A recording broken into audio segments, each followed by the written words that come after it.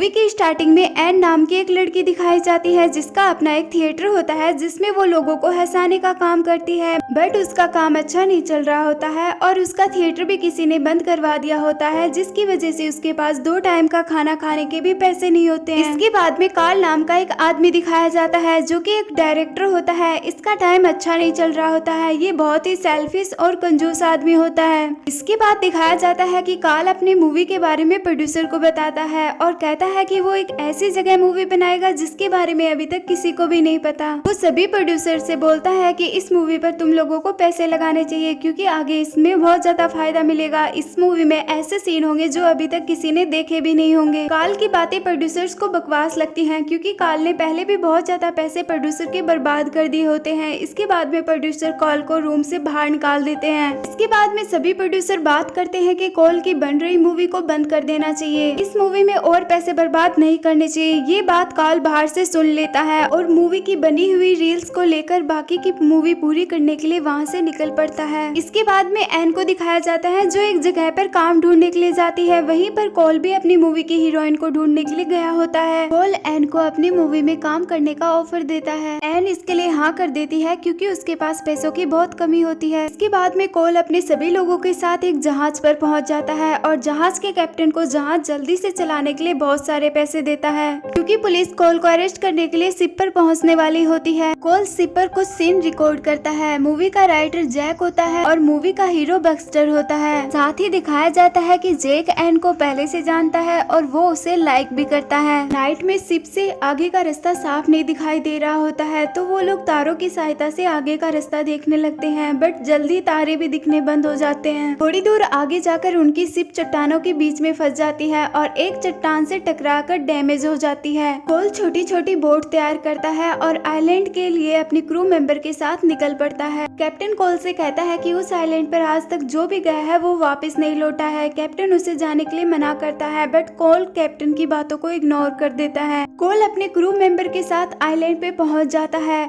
थोड़ी दूर आगे जाने पर उसे बहुत सारे आदिवासी मिलते हैं जो लोग इन पर अटैक कर देते हैं। साथ ही कार्ल के 2 लोगों को वो लोग मार भी देते हैं और इन सभी को अपने साथ पकड़कर ले जाने लगते हैं। तभी वहाँ पर कैप्टन आ जाता है और आदिवासी लोगों पर फायरिंग कर देता है। वो लोग वहाँ से भाग जाते हैं। सभी लोग शिप पर वापस आ जाते हैं। नाइट में आदिवासी लोग शिप पर आते हैं और एन को अपने साथ पकड़कर ले जाते हैं। जैक को पता चल जाता है कि एन शिप पर नहीं है, उसे आदिवासी लोग पकड़ के ले गए हैं। इसके बाद में सभी लोग एन को बचाने के लिए आइलैंड पर फिर से जाते हैं। आदिवासी लोग अपने मालिक को खुश करने के लिए एन की बलि देने वाले होते हैं। तभी वहाँ पर बहुत बड़ा जानवर किंग कॉन्ग आ जाता है और एन को अपने साथ ले जाता है। वहाँ पर जैक और उसके साथी भी एन को बचाने के लिए पहुँच जाते हैं। दूसरी तरफ दिखाया जाता है कि कार्ल और उसके साथी एन को सर्च कर रहे होते हैं। कार्ल को कोई अच्छा सीन नजर आता, वहीं पर वो कैमरा उठाकर शूट करने लग जाता। कुछ दूर आगे जाने के बाद में कार्ल को एक बहुत ही अच्छा सीन नजर आता है और वो उसे शूट करने के लिए आगे बढ़ता है। तभी वो देखता है कि वहाँ पर बहुत ही बड़े बड़े डायनासोर होते हैं और उन सभी डायनासोर का ध्यान कार्ल की तरफ हो जाता है और वो सभी डायनासोर कार्ल और उसके साथियों के पीछे भागने लगते हैं। इन बड़े डायनासोर के बीच में कुछ छोटे डायनासोर होते हैं जो कि कार्ल और उसके साथियों को खाना चाहते हैं। कार्ल के कुछ क्रू मेंबर उन डायनासोर के बीच में फंसकर मर जाते हैं। कार्ल और उसके साथी वहाँ से मुश्किल से अपनी जान बचा पाते हैं। दूसरी तरफ एन को दिखाया जाता है जिसे किंग कॉन्ग अपने हाथ में पकड़कर उछलते कूदते हुए एक जगह पर ले आता है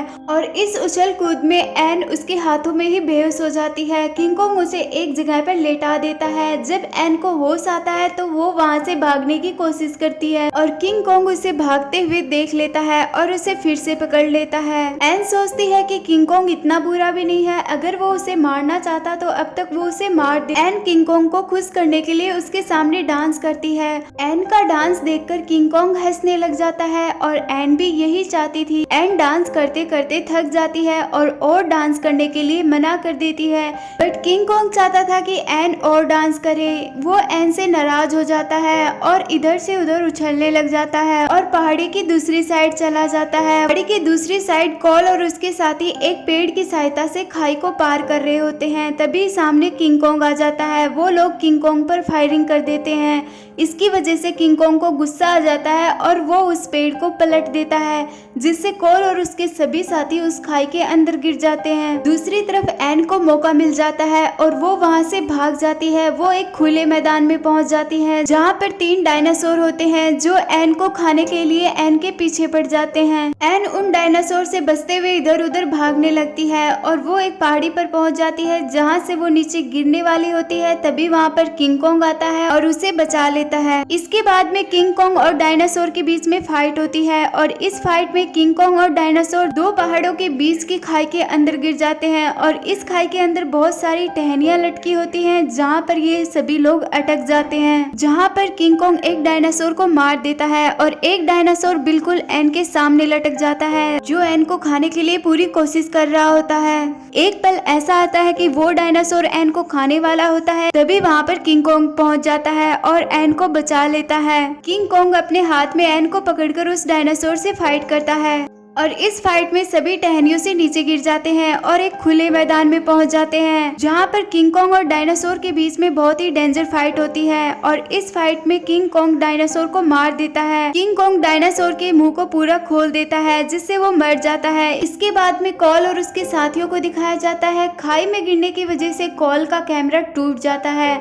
सभी लोग उस खाई से बाहर निकलने की कोशिश करते हैं बट उस खाई में बहुत ही अजीबोगरीब जानवर होते हैं जो इन लोगों पर अटैक कर देते हैं। कई लोगों को वो जानवर मार देते हैं। तभी वहाँ पर कैप्टन आ जाता है और उन अजीबोगरीब जानवरों पर फायरिंग कर देता है और बचे हुए लोगों को खाई से बाहर निकाल लेता है। इसके बाद में कैप्टन सभी लोगों को वापस शिप पर चलने के लिए बोलता है बट जैक कहता है कि वो एन को अपने साथ लेकर ही जाएगा और वो एन को सर्च करने के लिए निकल पड़ता है। दूसरी तरफ किंग कॉन्ग एन को पहाड़ी पर ले जाता है जहाँ से वो दोनों एक साथ सनसेट का नजारा देखते हैं। इसके बाद में एन उसके हाथ पर ही सो जाती है। जैक भी एन तक पहुँच जाता है और एन को धीरे से अपने साथ चलने के लिए बोलता है और एन उठ जाती है और उसके साथ जाने लगती है। तभी किंग कॉन्ग उन्हें देख लेता है और उन्हें पकड़ने की कोशिश करता है बट उस पहाड़ी पर बहुत सारे चमगादड़ होते हैं जो कि किंग कॉन्ग पर चिपक जाते हैं जिसकी वजह से किंग कॉन्ग एन और जैक को नहीं रोक पाता है। दूसरी तरफ कॉल को दिखाया जाता है जो जैक और एन के साथ साथ किंग कॉन्ग का भी वेट कर रहा था क्योंकि वो किंग कॉन्ग को अपने साथ सिटी में ले जाना चाहता है ताकि सिटी के लोगों को इतना बड़ा जानवर दिखाकर वो फेमस बन सके।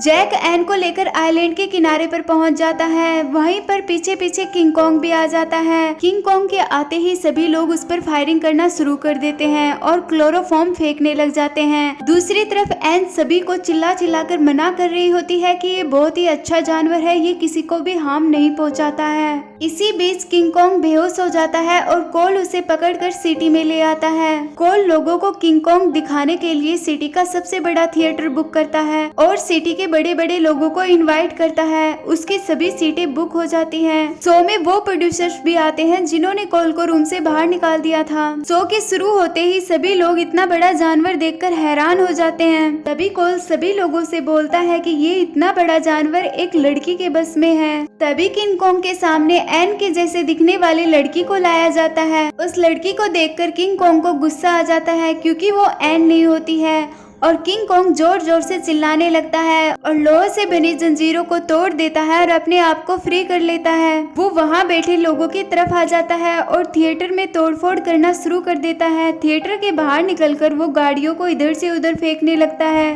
तभी वहाँ पर जैक आ जाता है और किंग कॉन्ग का ध्यान अपनी तरफ करने के लिए वो किंग कॉन्ग के सामने गाड़ी लेके जाता है। किंग कॉन्ग जैक को पहचान लेता है और किंग कॉन्ग की आंखों से ऐसा लगता है जैसे वो जैक से पूछ रहा हो कि एन कहाँ पर है। किंग कॉन्ग जैक की कार के पीछे दौड़ने लगता है। जैक किंग कॉन्ग को सिटी से बाहर ले जा रहा होता है। सिटी से थोड़ा बाहर जाते ही किंग कॉन्ग जैक की कार पर हाथ मार देता है जिससे जैक की कार टूट जाती है और जैक बेहोश हो जाता है। तभी किंग कॉन्ग के सामने एन आ जाती है। एन को देखकर किंग कॉन्ग इमोशनल हो जाता है। वो उसकी तरफ ऐसे देखता है मानो उससे पूछ रहा हो कि वो इतनी देर कहाँ पर थी। किंग कॉन्ग एन को अपने हाथ में उठाकर सिटी के आउटसाइड चला जाता है जहाँ पर स्नो गिर रही होती है, जहाँ पर किंग कॉन्ग और एन के अलावा कोई नहीं होता है। वो कॉन्ग उस बर्फ में एन के साथ खूब मस्ती करता है। कुछ ही देर के बाद में वहाँ पर पुलिस आ जाती है और किंग कॉन्ग पर फायरिंग करने लग जाती है। किंग कॉन्ग एन को अपने हाथ में लिए सिटी के अंदर चला जाता है और वो सिटी की सबसे बड़ी बिल्डिंग के ऊपर चला जाता है। पर जाकर किंग कॉन्ग बैठ जाता है जहाँ पर कुछ हेलीकॉप्टर किंग कॉन्ग पर फायरिंग करना शुरू कर देते हैं।